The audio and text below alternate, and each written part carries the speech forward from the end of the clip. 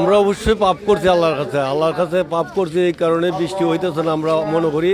এই জন্য ইস্তেসকার নামাজ পড়ে আল্লাহর কাছে আমরা সবাই আল্লাহর কাছে আরাধনা করব, দোয়া করব, আল্লাহ পাক যেন আকাশের বৃষ্টি দিয়া এই মাটিকে উর্বর করে এবং আমাদেরকে শান্তি নসিব করে, এই বলে আমি শেষ করলাম। আসসালামু আলাইকুম।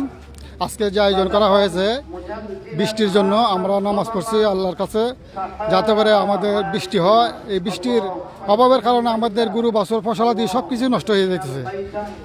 এই নষ্ট হওয়ার কারণে আমাদের যে কতটুকু ক্ষতি হইতেছে একমাত্র আমরাই নিজেরাই বুঝি। এটা হয়তো আমাদের এই পরিণতির একমাত্র কারণ হলো আমাদের পাপের কারণেই এই সমস্ত হইতেছে।